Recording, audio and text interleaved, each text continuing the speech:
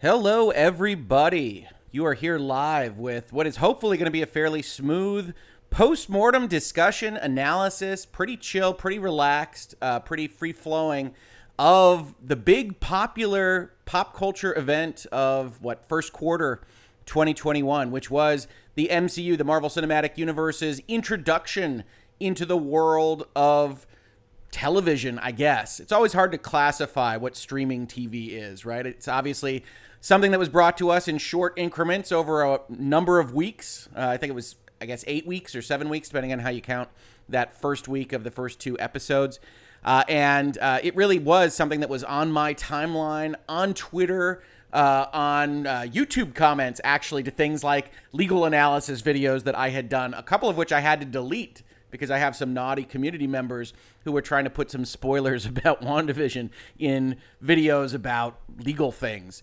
But it was something that I think really caught people's attention. It was nice, in my opinion, to have something really like the old days. I'm probably older than a number of people that watch these kinds of shows on YouTube and virtual legality, to actually go and sit around the water cooler, the virtual one, and talk about what happened on WandaVision that week. I also got a chance with this show to really have a good time with my daughters and with my wife, getting ready for WandaVision Friday, having a chance to have a discussion and have that moment with family when it's a year and a couple of years now that has anything but certainty and has a lot of emotion and turmoil throughout it. So regardless of my post-mortem analysis, and we'll talk about exactly what that is as we go through this, I do want to say I think this was a good thing overall. I think that it's nice that the MCU had this ready to go. I think it'll be interesting to see what they do with their next couple of series. I think Falcon and the Winter Soldier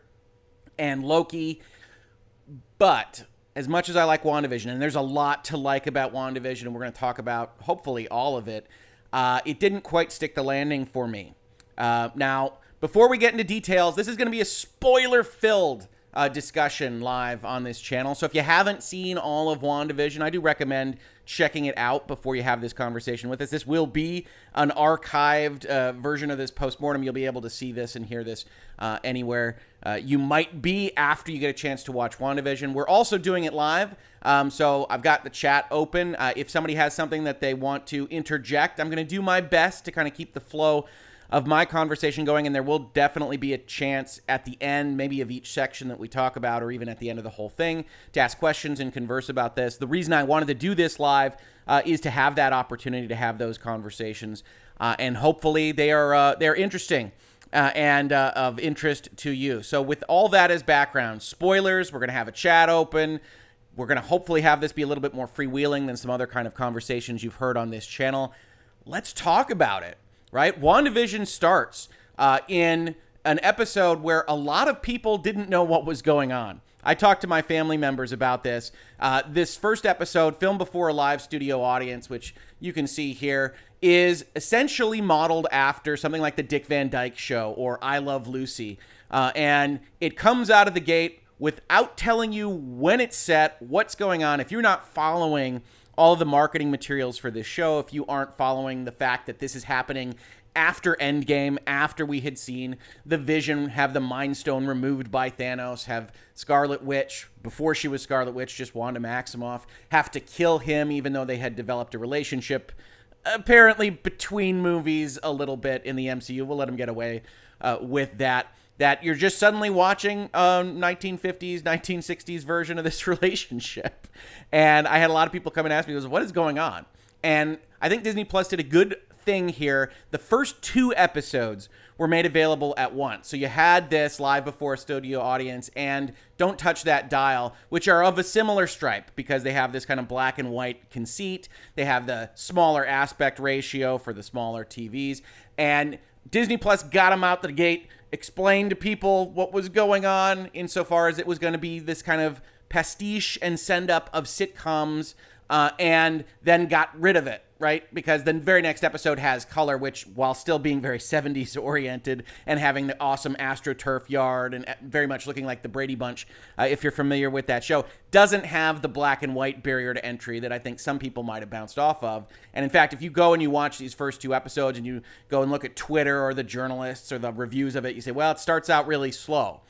And in all honesty, what's interesting about this first section, and I divide the season of WandaVision into, I think, 4 sections. You've got the first 3 episodes, this 50s, 60s kind of combo. You've got a lot of Bewitched and I Dream of Jeannie in this second episode. And then the Brady Bunch primarily. This first 3 episodes is, I think, the strongest part of the season.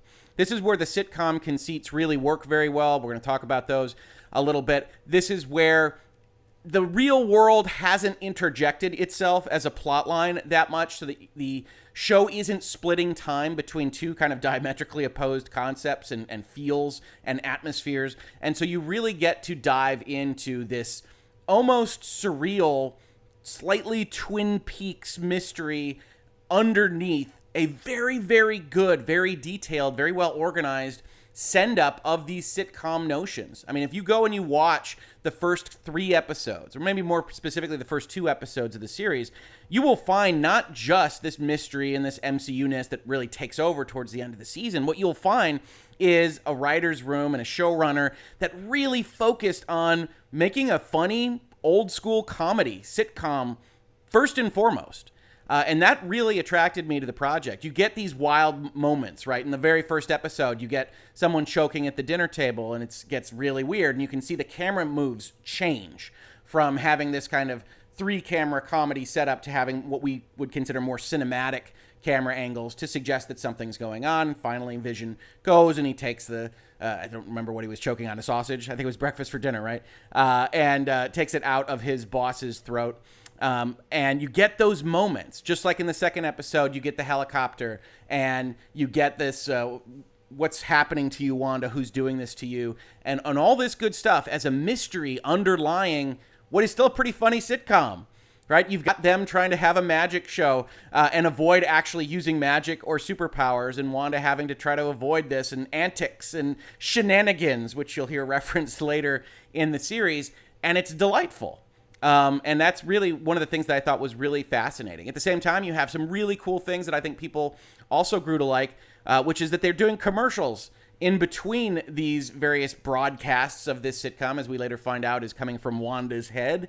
And these commercials all are reflective of Wanda's past in very specific ways, right? You've got a beeping toaster that's reflective of the beeping bomb that we will later see in the series, but that we had already heard the story of in the MCU movies themselves. You've got references to Hydra all over the place and what she has gone through there. And that was fun. And certainly for an internet-facing television show like this one, that's the kind of stuff that the internet and Twitter and Reddit and whoever tends to really glom onto, right? And for good reason. It's fun to think about those mysteries. It's fun to look at what's that Easter egg? What does that reference mean? Does that toaster beep really reflect that bomb? Could it be something else? Could she be in a coma and she's having these thoughts, and that's a medical device that is beeping? And having those fun conversations reminded me very much of watching Lost back in the early 2000s. Now, much like Lost, this show winds up having simpler explanations for what's going on and telling a very kind of straightforward story. Lost goes off the rails a little bit more, but each have issues with controlling the fandom. Now, WandaVision, to its credit, was done, I believe, in the can completely before any of the internet zeitgeist kind of took over. So this isn't really the same kind of problem as Lost, where fans really got in front of the creators of that show and caused trouble for them, I think, because you could never live up to millions and millions of people coming up with the best possible ideas for a plot line like that. But for this early section, these first 3 episodes, I really think this was the strongest. And it's not just because the sitcom stuff is funny and well presented. It's also because they're having fun with just the sitcom format at the same time. This was the stuff that, as a guy that loves meta context, I really loved in these first 3 episodes. You have the Vision in the first episode having a great conversation about what it is that he does at his workplace. which is one of always the funny questions that you ask for these sitcoms, whether it's the older ones in the 50s and 60s, right up through now, or the 90s or 2000s or Friends, or what do you people do? How do you make that money? How do you afford this house or this apartment?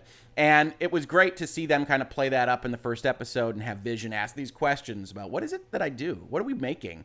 But it does raise, unfortunately, a secondary question that really permeates the series, which is, what does the Vision know? What is he? What is his independence of mind? And we'll talk about when we get to the series finale. But these weren't questions, even though they kind of tickled the intellect and you were interested in, and as you were following the show, that the creators were really all that interested in answering. And we can handwave this, right? We're talking about a witch. We're talking about a second witch. We're talking about giant robot people with infinity stones stuck in their heads or not. We can handwave some of that. But when you're telling a good story, and I think this kind of falls down as a good story a little bit at the end, but when you're telling a good story, you want to have motivation. You want to have these answers of what your world building is ready to go. You want to be able to have some kind of notion at the end of all this that it made sense. And I think ultimately what you get at the end of this series is a lot of hand waving that says, well, look, by the time we get to the end, we're going to have 2 flying battles. Lasers are going to be fired. Fireballs are going to happen. Red skies, all the antics, all this craziness. And ultimately, all those little things, what was I? What independence did I have? How did my kids work? All these things, they aren't that important. You are just capable of creation, and that's it, which is fine. WandaVision is fine. It just felt like it was going in a direction where it could have been great. And it's always disappointing to be aimed at that, to think that you're kind of watching something like that and arrive, in my opinion, and these are only opinions here, right? In this space, it's just a postmortem of my opinions, and that you wind up falling a little short of that. And that really only kind of coalesced in my mind when you got to the last couple episodes of the series. So we'll get there. But that's the first 3 episodes. Love the commercials, love the weird mystery undertones, love the sitcom conceit, love that they actually tell sitcom stories rather than just kind of getting split up, as we will see in the second 3-part sitcom run. And that's where I think the series was the strongest. And I think that's really what attracted a lot of people to it. This is where you have the beekeeper come out of the sewer, have Wanda say no, and it rewinds. She adds color to it. What does Wanda know and when? How much is she in control of this thing? All of these questions are raised, and we don't get great answers. Or if we did get great answers, it's a little bit unclear at the end if she gets her comeuppance, if she gets what she's owed for what turns out to be a week-long, if not longer, torture of these citizens that apparently was at least somewhat within Wanda's control.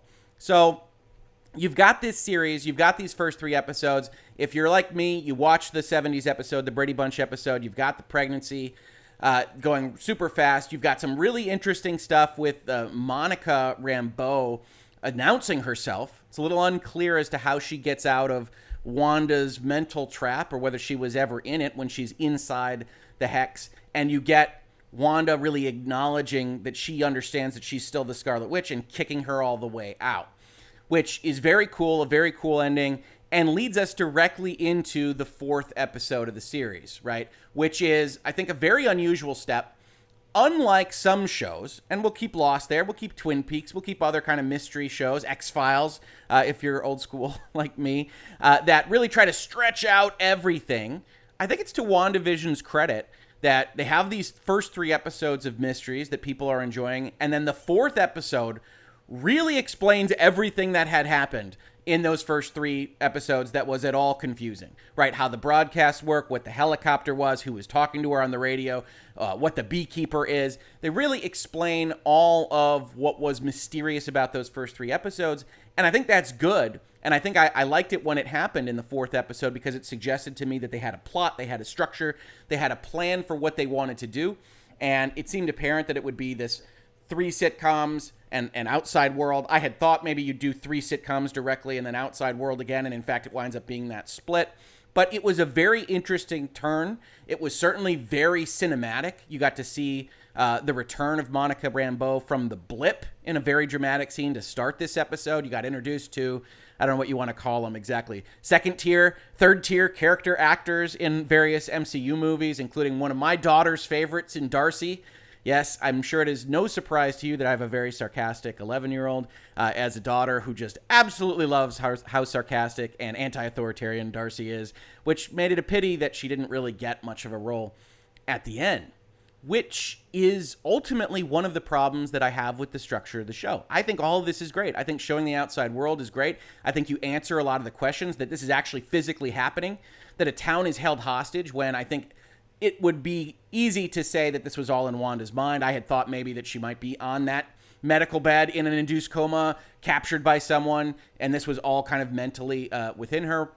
But all of this stuff on the outside that you are going to spend so much time on going forward from here, episode 4, we interrupt this program, doesn't really amount to much. When you take the final calculus of all of this, you've got effectively Monica jumping into the Hex for reasons we'll talk about, but I don't understand fully, and a white vision that is built and talked down, and some bad army people, essentially, in the face of S.W.O.R.D. that come in, shoot at kids, and get Scooby-Dooed out of the program by Darcy hitting them with a bus. And that's a really weird kind of thing, because so much of this time is spent on this plot line. I think by the time you get to the end of the series, it really feels to me like you were doing this solely to set up Monica Rambeau, and really solely to set up Captain Marvel 2 in that final stinger at the end of the series, which runs the risk, if you get to the end of this show and you just see Scarlet Witch in a cabin and you see Monica Rambeau, whatever her superhero character name might be at the end of the day, talking and looking up towards the stars and saying, she's going to be in Captain Marvel 2, I would say is pretty clear that this series, and really every Disney Plus kind of show, runs the risk of feeling like, and pardon the pun here, it was a commercial all along. That you get to the end, you don't get the answers you want about exactly what the Scarlet Witch is. Oh, she's the harbinger of doom. We've been down that road, right? If you've watched Alias, you got problems with that. Hopefully you got answers. I trust Kevin Feige a little bit more than I trust J.J. Abrams, and I think it's deserved there. But you get these setups for movies and other things they want to sell you, rather than a super satisfying conclusion to the story at hand. And so much time is spent on this outside plot line when Darcy appears for 10 seconds, where I believe it's Agent Wu here isn't really that important to actually changing things. There's a shot in the finale where effectively all of the military people at S.W.O.R.D. and the FBI are just looking at the walls of the Hex because they don't have an actual hand to play in this battle at the end. And you just think back and say, what exactly happened? Because unfortunately, this second set of episodes, even though there's some really good stuff in them, are all affected by the fact that they are going to spend half the time doing this outside world kind of conversation, right? That they want to keep you updated on what's happening here, what the investigation is, exactly who lied about whether the body was stolen, and all these kinds of things. Oh, we'll point out that Wanda Maximoff doesn't have a superhero name, which if you've watched anything ever before in your life, you took as a flag that says, oh, okay, she's going to get the Scarlet Witch name in this show. And in fact, you could argue that giving her the Scarlet Witch name maybe was the purpose of the show. And that might just be me, right? I can sometimes be cynical when I watch these things, and I really did enjoy it all the way through.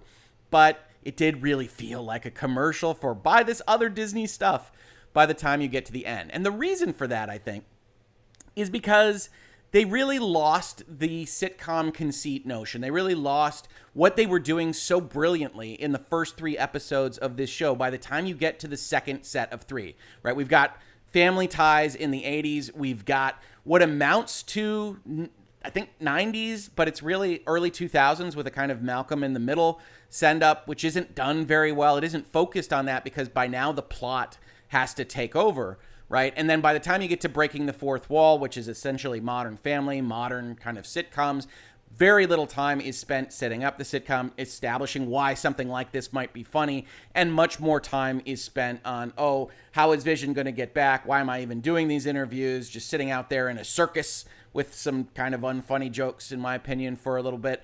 And then, of course, the tour de force of WandaVision, it was Agatha all along. Still fantastic. If I just said those words, might have put the song in your head. An excellent reveal. I think everybody probably knew that Catherine Hahn was doing something interesting. She has a lot of meta lines early in the series, but I don't think there's anything wrong with that.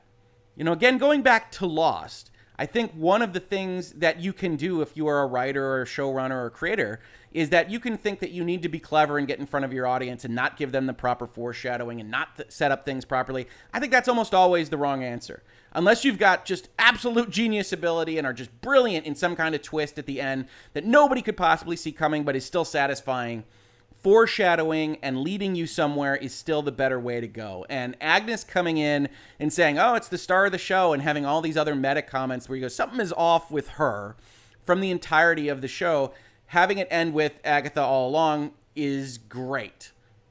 But you've got Agatha all along, you've got instant peril, you've got an after episode, Quicksilver, fake Quicksilver, capturing Monica Rambeau, and then you go into flashback mode, right? The next episode in that kind of dramatic series of events is, let's talk about Wanda's past.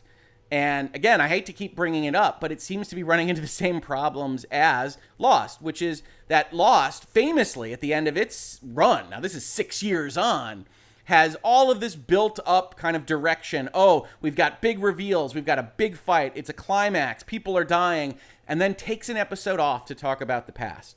Now, again, this is done better because this is directly relating to the characters that we care about, but it does feel like a pause. It does feel like, outside of understanding, which because of the good foreshadowing and the good writing, you probably already have a somewhat understanding of what Wanda's done, exactly how she got there. You don't know certain aspects of it. You don't know that she didn't steal Vision's body, that Vision doesn't exist at all, which is a nice little twist, I think, on what we had been told and what we had thought for the prior episodes. But you have this kind of pause that isn't that explanatory, and ultimately is very well acted, with a lot of good scenes about Wanda finally building the Hex at the end out of her grief. But you don't really learn that much, and you've built up to a direction where you really want the climax to happen. You really want the fight to happen. Whatever it's going to be, you want to have this resolved. So I think it's an excellent episode. I liked it a lot more on the second viewing, but it's oddly positioned here to really kind of hide the ball as to what's happening as long as possible, and then put somewhat injudiciously in the middle of it's Agatha all along, and now we're going to throw fireballs at each other in the middle of the sky. So you've got all of that set up for what was yesterday's series finale, which I had hoped very much would have some interesting thoughts. I hoped it would have some kind of interesting reveals or psychology or motivation of Wanda Maximoff as the Scarlet Witch, of what Agatha is actually doing.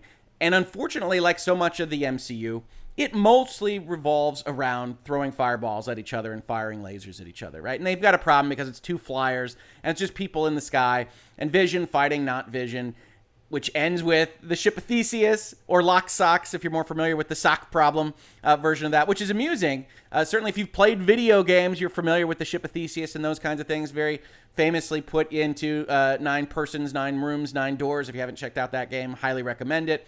I was really concerned when Vision was talking to Vision that we were going to get into some kind of 1960s Star Trek. I'm going to give you an equation that causes your CPU to burn out like Captain Kirk with a supercomputer under some kind of colony planet.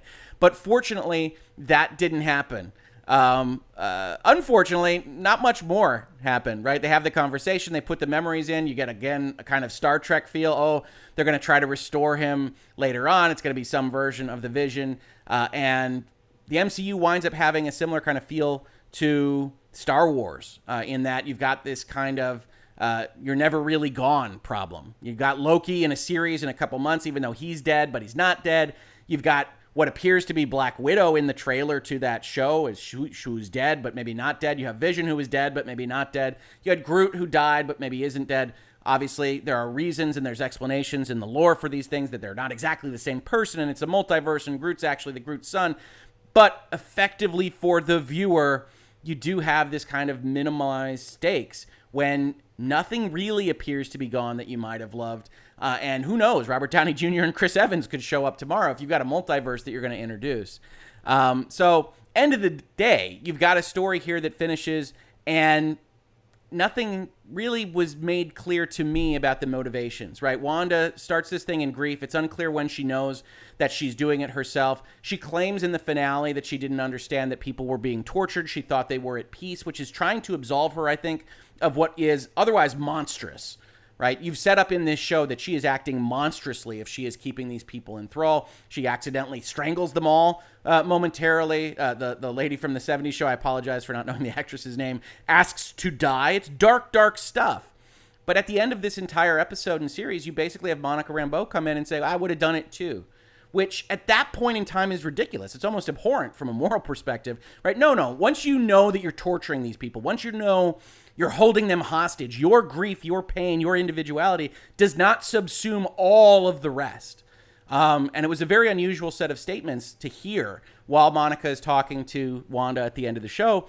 And it just kind of goes to me to this notion that we can't really change the status quo that much. We're not going to actually make Wanda as villainous as she would appear, except we might.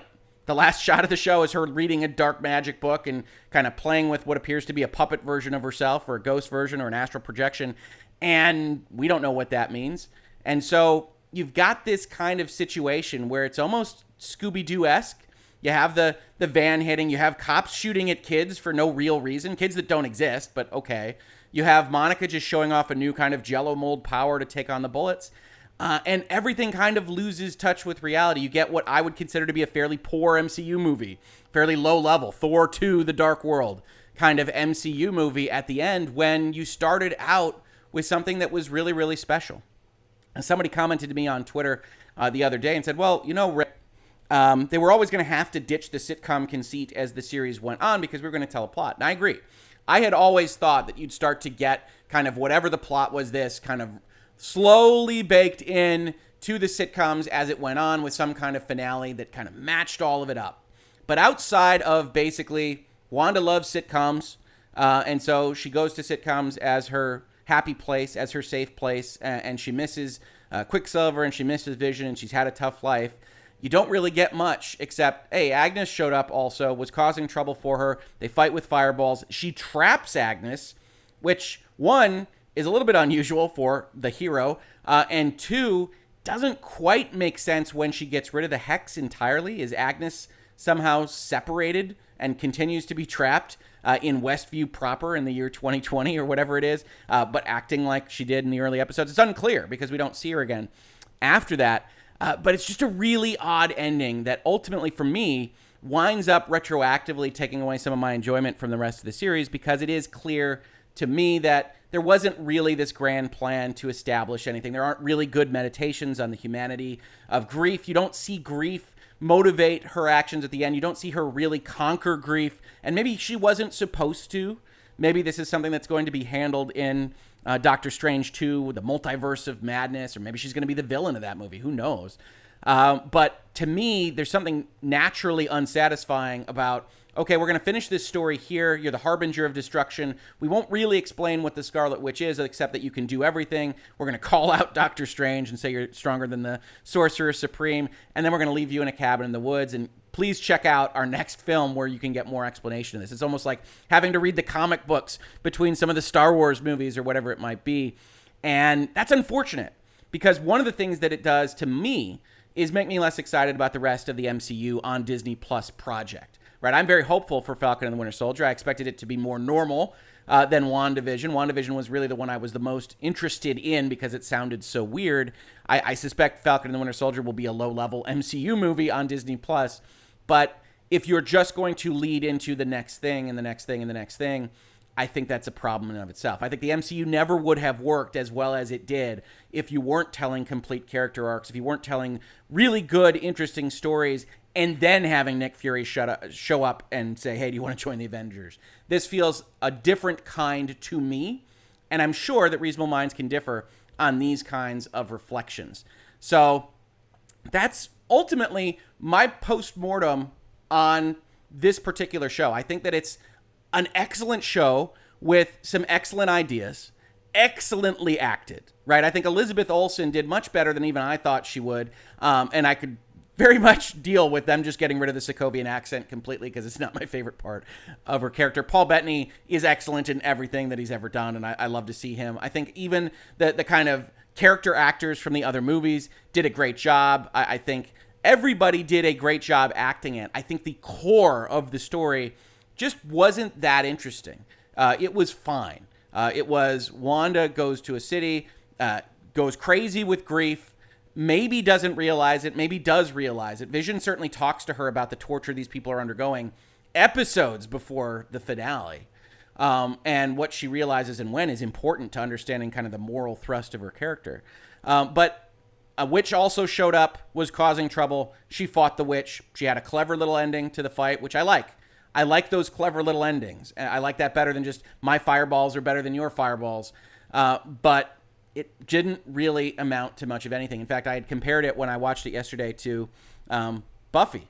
And Buffy having the opportunity in their series to create character arcs that went for 20 episodes, that had friends and allies and enemies that combined and met up with each other in a fashion that was useful for the finale, for the climax, that also spoke to whatever the characterization or the theme of the season was in a way that was much better done than this. Now, I know Joss Whedon is persona non grata. Obviously, he did the early Avengers and has the capability to do these kinds of things.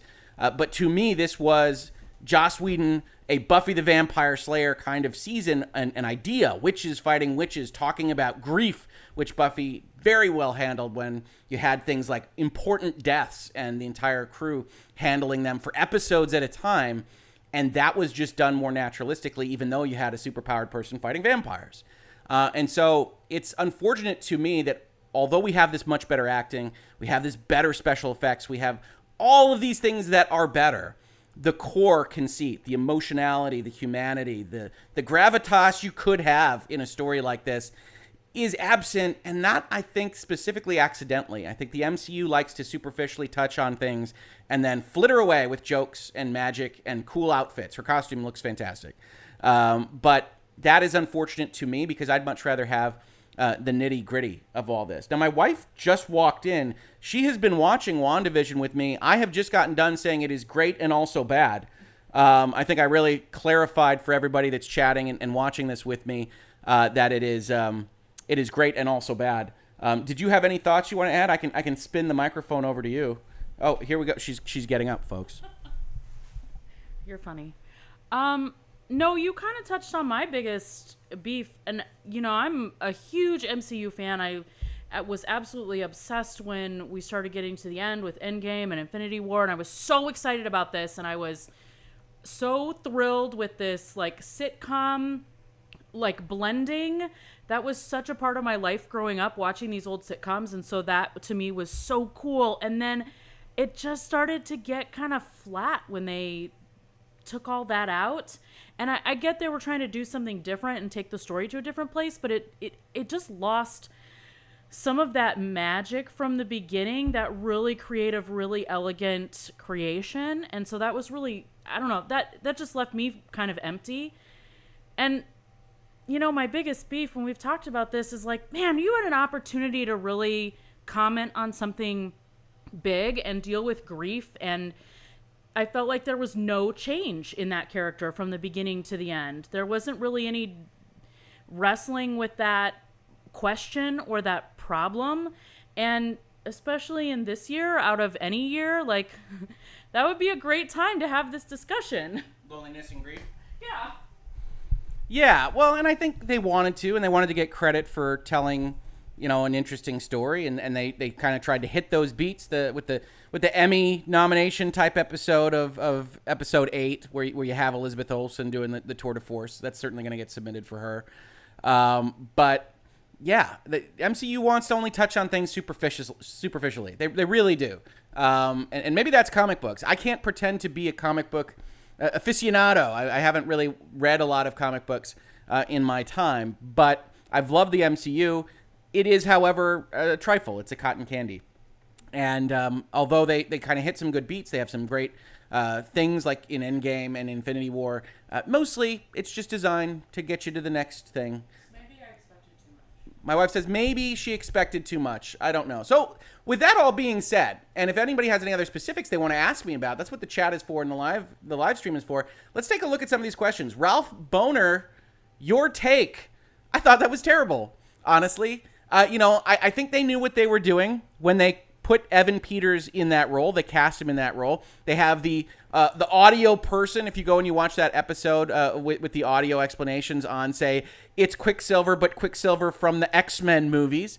They knew the internet would go crazy with it. Evan Peters is a lot of fun in the role. But to have him not be a manifestation of Wanda's, not be a manifestation of Agatha's, not be a multiverse resident, not be Quicksilver in any real way, to just deliver at the end of the series, oh, it's just an actor in the town that looks like Evan Peters, who also simultaneously looks like what we recognize as Quicksilver from Fox, which Disney just recently bought in the real world. But, oh, coincidences. I think it's terrible. I think it's playing on people's desire to anticipate things, desire to read into the mystery, and very much saying your Snoke theory sucks.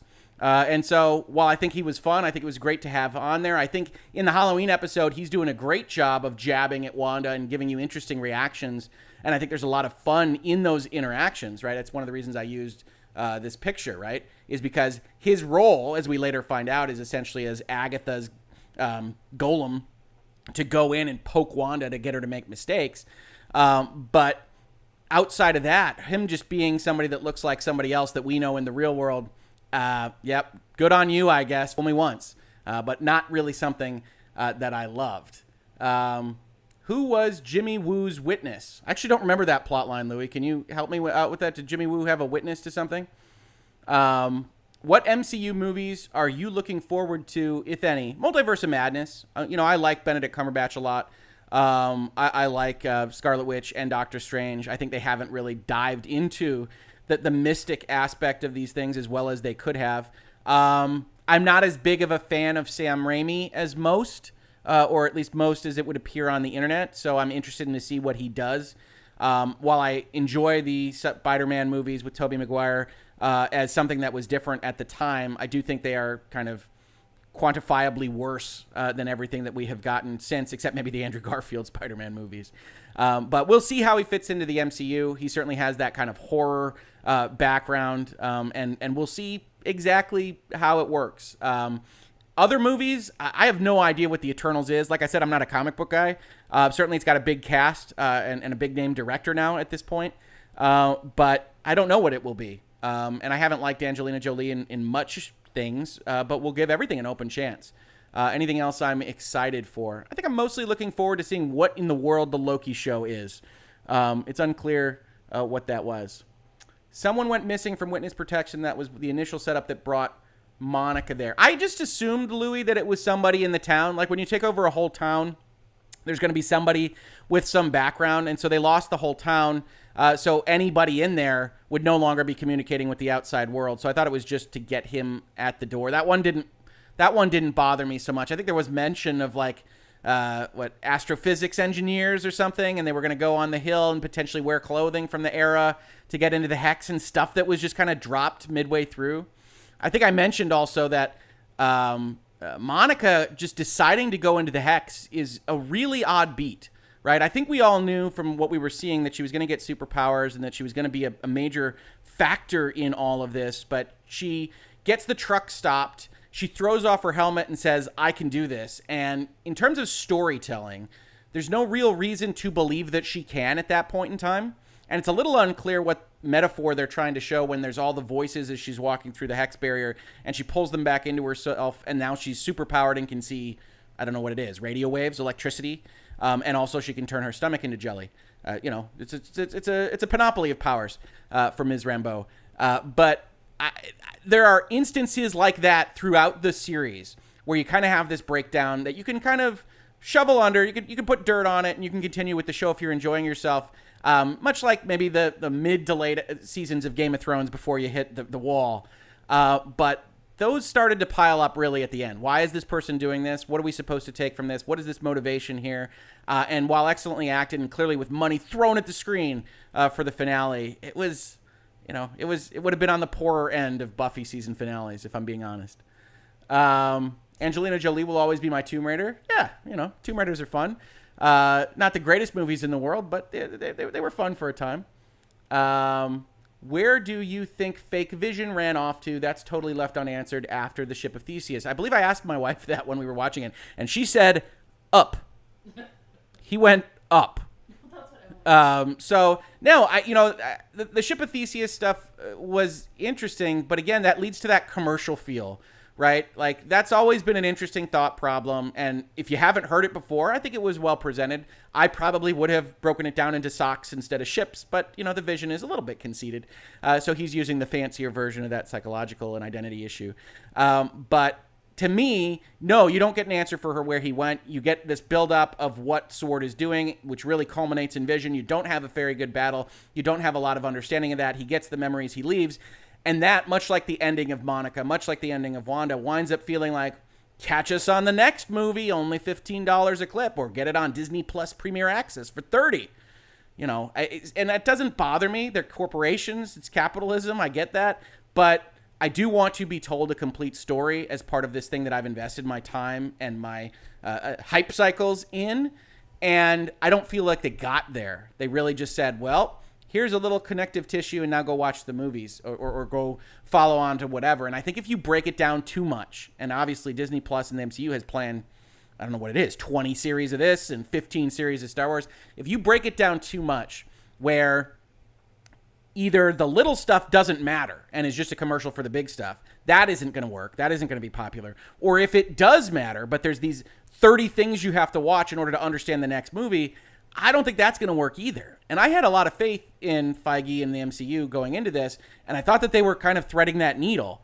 And then you get to the end, and it's like, nah, at the end of the day, you mostly have to say, well, we can't give you any answers. We can't give you any growth. We can't change her arc from where we left her, really, at the end of Endgame, because we need to be able to bring people up to speed in some modicum of time at the top of the next movie. And I think, fundamentally, that might well be a problem for this whole endeavor. What else we got? Sam Raimi's Drag Me to Hell is the scariest PG-13 movie. I hope we get those vibes from Doctor Strange too. Oh my God, was Drag Me to Hell PG-13? Yeah, all right, I'll agree with that. Yeah, that's a good one. That's a keep you up at nighter. I enjoyed that one in October. Yeah, the biggest problem of the ending for me was Monica telling Wanda they'll never know what you sacrificed for them. They really should commit to the public hating Wanda in future MCU project. Yeah, right? Like, it felt to me like they want to say Wanda's the villain. And you get kind of that inkling at the end of the series, but you didn't commit to it because immediately before that, you spend 10 or 12 minutes of valuable series finale real estate with them saying goodbye as slowly as possible and with as much kind of random language being thrown at each other as possible to no end, right?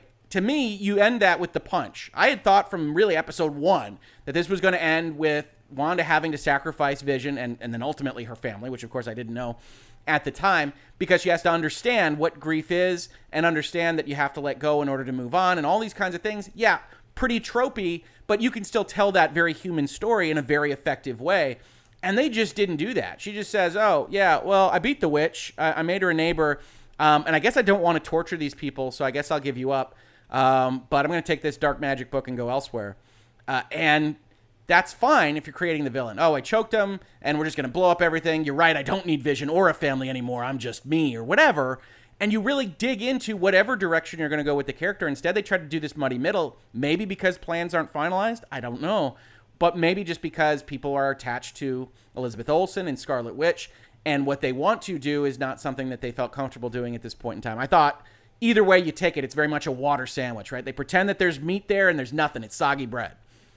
In my opinion, they want to be in a place where it's one episode of MCU show a week forever between movies at least. Yeah, I think they were originally planned, especially before the pandemic, to release like an episode of the show once a week and then to immediately go on to, I think next week is like the making of WandaVision, and then the week after that is Falcon and the Winter Soldier. And then before Loki got delayed, I think you could see all of the series until the end of 2021 at least. But yeah, it's fun to have Marvel Fridays. And I was certainly all in the middle of this season. If it's going to finish like this and it's going to be just kind of, well, all right, then they're going to need to do better in order to get me excited about Marvel Fridays. Halo fell into that trap where you had to read 3 books to understand Halo 4 and another 3 for Halo 5.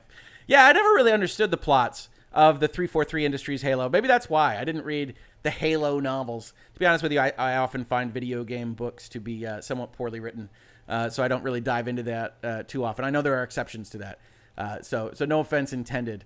I'd be okay with 1 episode a week forever. Yeah, I mean, there are worse things. You're paying for Disney Plus already, and so you get to watch an episode of the MCU, and there was a lot to enjoy here. Just don't go expecting an overall arc and series that's going to make you feel like you are satisfied at the end, maybe you just got to set your expectations better, and maybe I'll do that for the next show. I think Disney is scared of committing to anything without Twitter's approval. I mean, that's interesting. I think there's always, in every corporation, I don't think this is limited to Disney, the notion that the internet can turn on you if they don't like something, and so you got to be cognizant of it. It's interesting that this one, is completely done before they even went out with it. So I don't know that that's necessarily the case, except, yeah, I mean, there are aspects of it being non-committal at the end that do suggest that they just didn't want to show their hand completely as to what they were doing. But to me, that's worse. That's, having 2 options. You could turn left, you could turn right, and instead you decide to go straight into the building in front of you rather than pick either direction. That's a worse outcome than either. Make her a hero, explain that, sure. Make her a villain, explain that. This kind of thing is, I don't feel like you had a good handle on the character or what you wanted to do. Hoeg, on Nerdist channel, they were speculating that Monica's powers are actually bigger than that of Marvel, Captain Marvel. That's why I think we are getting just prepared for Monica on the big stage. There's no question that Monica is heading to Captain Marvel 2. I can't imagine that there is any reason that wouldn't be the case. And I like the actress, and I liked it. I liked it until she didn't do anything, right? You get to the series finale, and I think people kind of lose track of it a little bit because you have episode 8 in front of it that is just kind of going through the past. But if you go from episode 7 to episode 9, you see that you have Darcy just in a bus somewhere until she hits a van for 5 seconds as a 5-second cameo for this character that you had built up for this series. You have Monica do basically nothing. Much like Finn in Rise of Skywalker, you have her staring at things very often and then get shot in order to show off some powers, but it doesn't make sense exactly why they're shooting at her or the kids in that scene. So you just, if you're like me, you have this immediate cognitive dissonance where you're like, wait, what? Why are they shooting at these kids? And what are they here for? What are they doing? They haven't done anything. And so they didn't know how to do all the characters. This is what I meant when I was talking about Buffy, is that one of the really brilliant things, one of the reasons, in my opinion, that Joss Whedon was ultimately hired to do the Avengers is his big trick, his big ability, his skill, his talent was taking a bunch of disparate characters that all have different arcs and plot lines and making them into a cohesive whole, making a tapestry out of those threads in a way that very few people can do, in my opinion. And so you get to this, and it's like, okay, we're going to try to pull off that trick. And there's a lot of people standing around. There's a lot of people watching outside, looking at shields. There's a lot of people looking at various people up in the sky without their own motivation, without their own character arc, informing what they are doing. And it all winds up feeling very stale, very much like they stopped in their tracks. And I wish I loved it more. I really do like WandaVision. I will continue recommending it to people, just with kind of the caveat, don't expect too much of the overall plot. Enjoy what it is, enjoy the acting, enjoy the stuff that you see, the conceits, the meta commentary. Don't necessarily go there for, wow, what a great examination and reflection on the humanity of Wanda Maximoff. It doesn't really work that way. At least it's not like Final Fantasy 15 with the real ending in a book. I didn't actually know there was a book for Final Fantasy 15 ending. I like the ending to Final Fantasy 15. It's a little dark, but I like it. I'm just confused if Disney wants us to pay $30 to watch Black Widow or if that will be movie theater only. Currently planned for movie theater only. I think it's worth noting that Disney apparently has no idea what it's doing.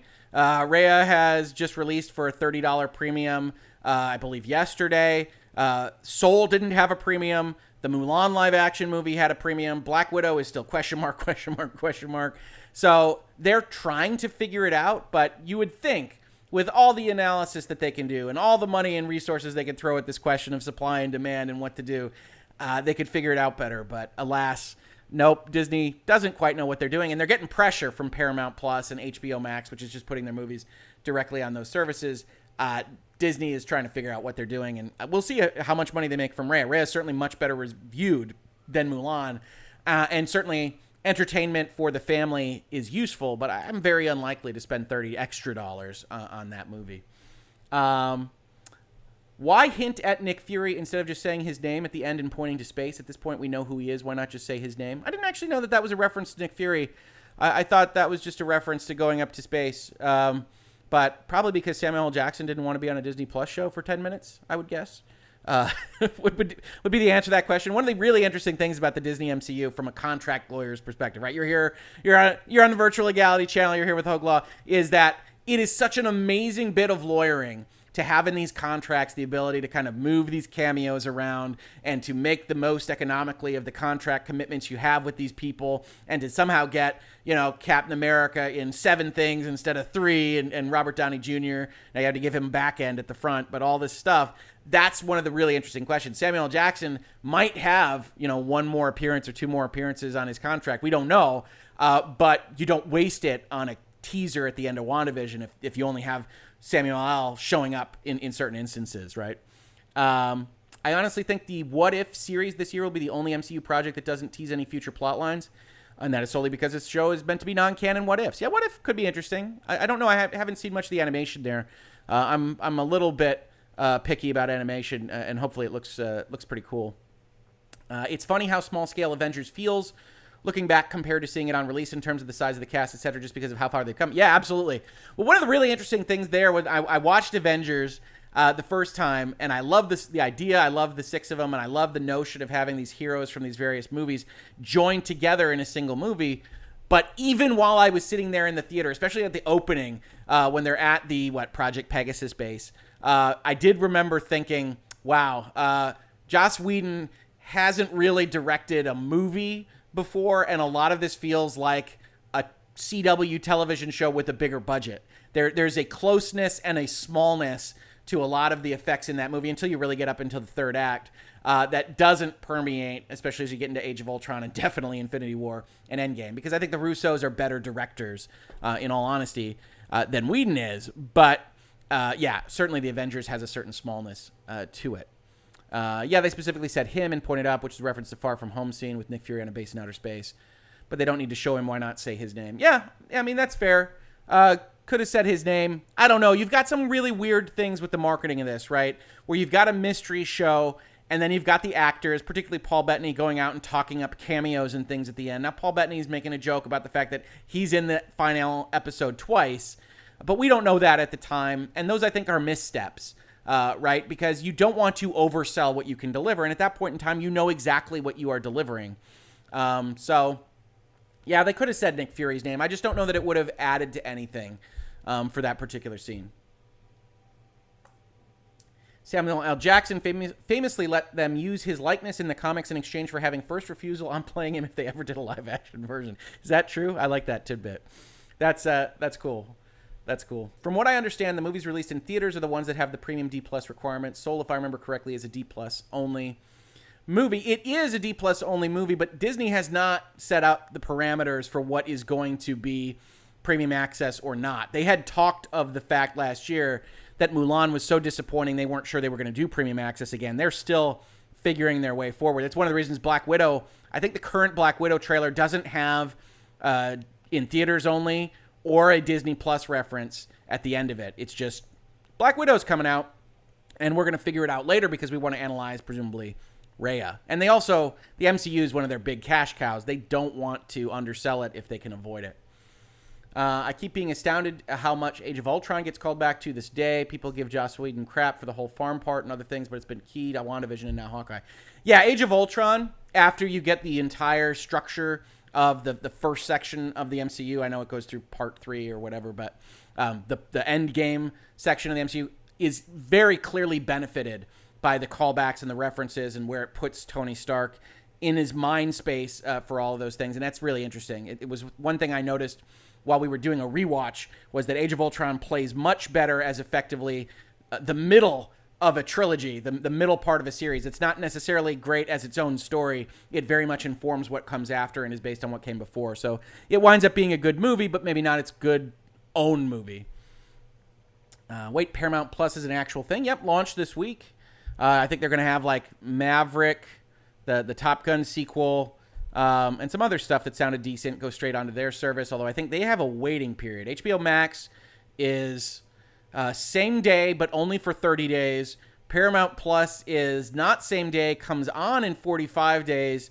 Disney Premium Access is not same day, comes onto our service in like 90 days. I think Raya comes out in the summer if you don't pay the extra $30. It's hard to keep track of. But they're all trying different economics. And as somebody with an economics background, that was my degree before I went to law school, that's super interesting. This is an unusual circumstance, a black swan event in a pandemic like this that nobody knows quite what to do with. And it's super interesting to see the different services and companies try to figure it out on their own, and also try to figure it out on their own while not stubbing the toes and stepping on the people that run cinemas, right? So, I mean, I think it's a very interesting question, and certainly Disney Plus and the MCU series are correctly positioned to take advantage of the current situation with the lockdowns and closures and everything else. But I would like to see them be their own thing a little bit more than just commercials for the movies. Okay, about 5 more minutes if anybody has more questions. I really do like doing this live format because I think you get my thoughts out there. We can get other people's thoughts, and I think this is great. Do you think Star Wars on Disney Plus can have the same level of success as the MCU? No, I don't. And this is from someone that loves Star Wars to death. I didn't really think that any of the stuff that they announced was remotely as exciting as the MCU stuff, primarily because the MCU stuff goes forward.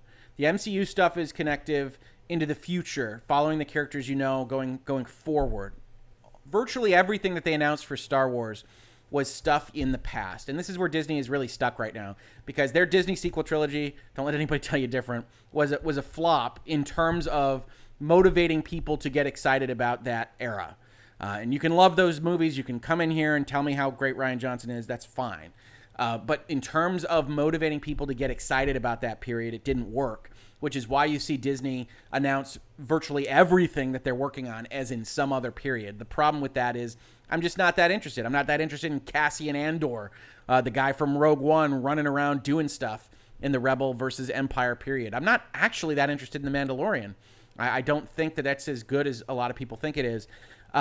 Which is fine. They're allowed to think that. And I'm glad that so many people are loving it. But to me, I just didn't really enjoy season 2, especially. I kind of liked season 1. I thought season 2 was really bad. So no, I don't think it will be as successful. I don't know how to fix that, unfortunately. I've kind of, psychologically at least, moved on a little bit from Star Wars. And if it comes back, I'll be thrilled and I'll be right there with it. But right now, I'm just not that interested in Star Wars. And so we'll see where it goes. Let's see here. Oh, yeah, Hoeg, you're interested in the Snyder Cut, all 4 hours of it. Well, at bare minimum, as a kind of pop culture archaeologist, I'm very interested in it. I am very interested in seeing what the differences are between Zack Snyder's version of the Justice League and what Joss Whedon wound up putting out there as kind of a Frankenstein monster. I'm very interested in whether or not the main components of Justice League, if they remain roughly the same, can ever make a good movie. I think that just in terms of having hundreds of millions of dollars spent on what amounts to a recreation of a concept is so unusual. I don't know how anybody that loves movies and has followed this at all can't be interested in what comes out. Am I hopeful that it will be good? Yes. Do I think it will be? I have my doubts. I have my doubts that it will be decent. But in order to give you my tilt properly, I think that Batman versus Superman, the extended edition where you actually get the plot pieced back together, not awful. And I am certainly glad that the mainline creative force behind Man of Steel and Batman vs. Superman is getting a chance to at least finish that kind of weirdly dark operatic story that he wants to tell. And hopefully it's good. I think it can't be worse than the Joss Whedon Justice League. So I'm interested in seeing it. I've got HBO. So we'll see. We'll see how it is. I don't know if I can bring myself to watch it. The last episode of Mando implies a reset, though. Yeah. Pop culture archaeologist. Zack Snyder is confusingly talentless. See, I don't agree, Louis. I think he puts really interesting images on screen. I think you go and you watch the beginning of Batman versus Superman again, and you see how he did the Batman parents' death and all this. Now, he's way too far up his own behind, right? But to me, that's somewhat... I like that. Hey, you know what? Go big or go home. And certainly, it's not great stuff. It's not great filmmaking, but he puts interesting visuals on screen. And sometimes that's okay. And I certainly do like that at least Zack Snyder's DC Universe was not trying to be Marvel, but different. It was trying to be a completely opposite kind of storytelling. Now, is that wise? No, it's not wise at all. You're alienating like half of the 4-quadrant appeal. But it is something that I can at least back. Hey, you know what? You're going off on your own. Let's see what it looks like. And certainly, you want to show me a 4-hour remake of a terrible movie? Yeah, all right, let's give it a shot. Okay, last question. This looks like a legal question. Hey, Hoeg, I have a law question. Why was a class action lawsuit able to be filed against CD Projekt, the developer of No Man's Sky, for their launches, but not Crystal Dynamics' Marvel Avengers? Hey, as I say in virtual legality, anybody can sue anybody else. So you can sue, and maybe you can get your class certified. Maybe you can't. But it's really a matter of having somebody that wants to sue, having a lead plaintiff that wants to go against the other party, having a plaintiff's counsel that wants to represent them, which is usually on a contingency fee basis, and you have to have some chance of success for a plaintiff's firm to take it up. So there you go. So with that finale of talking about law and class action certifications, this has been my postmortem for WandaVision. Please do leave comments to this video if you have other thoughts, right? I divided this into sections. Maybe you don't think those section divisions are okay.